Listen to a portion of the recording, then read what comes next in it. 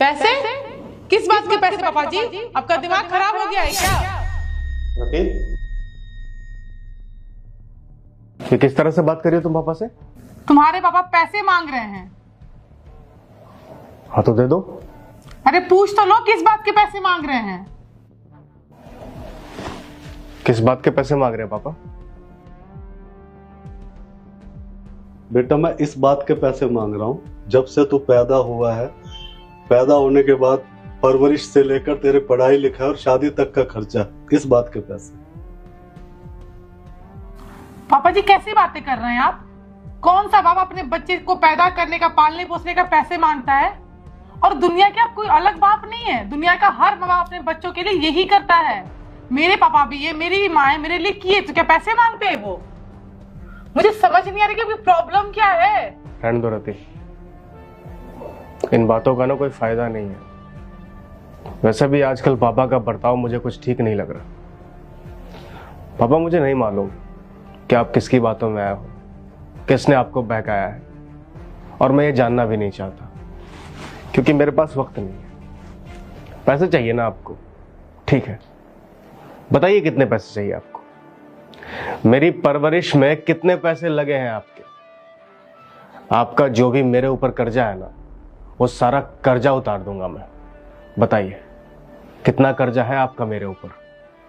अच्छा, इतना बड़ा हो गया तू, मेरा सारा कर्जा उतार देगा? पक्की बात, पीछे तो नहीं हटेगा? जब से तू पैदा हुआ है और तेरी माँ चल बसी थी, तेरे को माँ और बाप मैंने अकेले प्यार दिया है, इस बात का कर्जा। तेरे को पढ़ाया लिखाया पाला पोसा, अकेले पाला मैंने तुझे। माँ का भी प्यार दिया, बाप का भी प्यार दिया। जिस स्कूल में तूने कहा मैंने उस स्कूल में डाला। बड़ा होकर तूने कहा पापा मुझे इस कॉलेज में जाना है। मेरी हैसियत नहीं थी, फिर भी मैंने तेरे को उस कॉलेज में पढ़ाया। उसके बाद तेरी शादी का वक्त आया, पापा मुझे इस बैंकेट हॉल में शादी करनी है, मैंने उसमें किया। उसके बाद मुझे हनीमून के लिए उधर जाना है, मैंने तेरी वहां की भी टिकट करवाई। तेरी हर छोटी से छोटी ख्वाहिश को पूरा किया, मैं कहीं से पीछे नहीं हटा। और आज तो इतना बड़ा हो गया, मेरा कर्जा उतारेगा? उतार तो मेरा कर्जा। पहले तो मेरे वो दिन लौटा जो मैंने तेरे को बचपन में इन हाथों में पाला है, माँ का और बाप का प्यार दिया है। लौटा सकेगा तू मुझे? उसके बाद तेरे को नहलाना धुलाना, स्कूल भेजना, नाश्ता टिफिन सब कुछ तेरा तैयार करता था अकेला। चाहता तो मैं उस टाइम शादी कर सकता था, पर नहीं की, इसलिए कि कहीं दूसरी माँ आए, पता नहीं वो तेरे को अपनाएगी कि नहीं अपनाएगी। इस वजह से मैंने अपनी जवानी का त्याग किया, केवल तेरी वजह से। और तू आज इतना बड़ा हो गया, मेरा कर्जा उतारेगा? और तो और आज तुम्हारे पास वक्त तो है नहीं। मैं अकेला एक कमरे में रोता रहता हूँ, आज तक 1 मिनट भी दिया मुझे? और तू आया बाप का कर्जा उतारने। और गांव गया था तो यही बात कि पापा नहीं शहर चलो, शहर चलो। चलो मैंने गांव की जमीन जायदाद घर सब कुछ बेचा, तेरे को ये फ्लैट लेके दिया। जिस फ्लैट में रह रहा ना, ये भी मेरी गांव की जमीन के पैसे के है। और आज तू मेरा कर्जा उतारेगा? एक एक ईंट सब मेरे पैसे की है। और आज तू इतना बड़ा हो गया तो मेरा कर्जा उतारेगा? बेटा मैं केवल तेरा एक वक्त चाहता हूँ कि मेरे को थोड़ा वक्त चाहिए, वो तो तुम्हारे पास है नहीं। और आज मेरा बेटा कह रहा मैं कर्जा उतारूंगा। बेटा माँ बाप का कर्जा कोई औलाद नहीं उतार सकती। पैसा सब कुछ नहीं होता, पैसे के अलावा वक्त होता है। गांव में था ना मैं, मेरे हम उम्र दोस्त थे, खेतों में चला जाता था, खलिहान में चला जाता था, हंसता था बोलता था।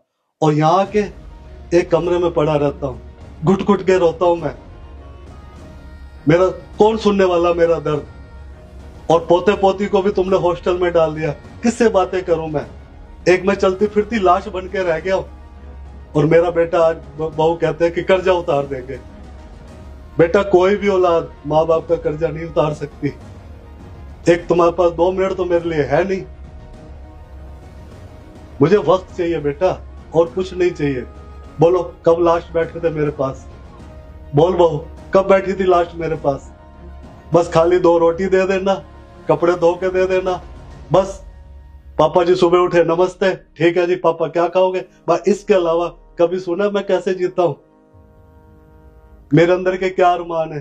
कभी मेरे को पूरी दिल्ली में कभी ले गए हो कि चलो पापा दिल्ली इतनी बड़ी, आज ये देख लो वो देख लो? नहीं जी, जब देखो उसे ऑफिस से फुर्सत नहीं है, तुझे अपनी किट्टी पार्टियों से फुर्सत नहीं है। मेरे पास कौन है? कोई भी नहीं। मेरा तो गांव ही अच्छा था, मैं तो मूर्ख था जो तुम्हारे कहने में आकर गांव की जमीन जायदाद बेचकर तुम्हारे पास आ गया। मैंने कहा मेरे पोते पोतियां होंगे, मेरे बच्चे होंगे, वे खुशहाल जिंदगी होगी। पर मुझे नहीं पता था कि शहर मेरे लिए नरक बन जाएगा। मैं ये गलती कभी नहीं करता दीपेश, अगर मुझे पता हो तो तू शहर के अंदर इतना बदल जाएगा। मेरी तो गांव की जिंदगी भली थी। अब बोल, उतार सकेगा मेरा कर्जा? चुप क्यों है, जवाब देना। नहीं पापा, मैं आपका कर्जा नहीं उतार सकूंगा। दुनिया का कोई भी बेटा अपने माँ बाप का कर्जा नहीं उतार सकता। कैसे उतार सकता है? ये कर्ज पैसों का कर्ज नहीं है, ये कर्ज भावनाओं का कर्ज है, खून के रिश्ते का कर्ज है। जो बलिदान एक बाप करता है अपने बेटे के लिए, या फिर जो बलिदान एक माँ करती है अपने बेटे के लिए, वो कर्ज एक बेटा या बेटी कभी नहीं उतार सकता। पापा सही कहा आपने, बदल गया हूं मैं। यहाँ शहर में आने के बाद बदल गया हूं मैं। इस समाज ने बदल दिया है, जिम्मेदारियों ने बदल दिया है। मैं पैसा कमाने के चक्कर में इस कदर व्यस्त हो गया कि मैं ये भूल गया कि मेरे अपने हैं। मेरा एक बाप है, उसने बचपन से मुझे पाला है, पोसा है, बड़ा किया है, मेरे लिए न जाने कितने सारे बलिदान दिए हैं। वो बाप जिसे मेरी जरूरत है, वो बाप जो आज एक उम्र के एक ऐसे पड़ाव में है जहां उसे अगर सबसे ज्यादा जरूरत किसी की है तो वो इंसान हूं मैं। उसके साथ वो बैठना चाहता है, अपने दुख दर्द बांटना चाहता है, उसे बताना चाहता है कि बेटा मैं कितना प्यार करता हूं तुझसे। उसे बताना चाहता है कि बेटा तू कितना जरूरी है मेरे लिए। पापा, मैं जब छोटा था तो आप मेरे साथ खेलते थे, मुझे साइकिल पर बिठा करके घूमने ले जाया करते थे, मेरे साथ फुटबॉल खेला करते थे। मुझे कभी भी किसी दोस्त की कमी महसूस नहीं हुई, क्योंकि मेरे पास मेरा दोस्त था और वो दोस्त थे आप। हमेशा से मेरे बहुत अच्छे दोस्त रहे हो पापा। मैंने हमेशा आपकी तरफ देखा है, आपकी तरह बनना चाहता था मैं। पर पता नहीं कब मैंने ये दोस्ती तोड़ दी। पता नहीं कब मैं कोई और इंसान बनने की कोशिश में लग गया, एक ऐसा इंसान जिसे शायद मैं आज खुद भी पसंद नहीं करता। एक मशीन से जिंदगी हो गई है मेरी। सुबह निकलता हूँ, दिन भर काम करता हूँ, शाम को घर आता हूँ। घर आने के बाद भी मेरे पास बहुत सारे काम होते हैं, ना बीवी के लिए वक्त है, ना बच्चों के लिए वक्त है, ना अपने बाप के लिए वक्त। पापा, मैं आपको गांव से शहर लेके आया, इसके पीछे के मंसूबे मेरे सही थे।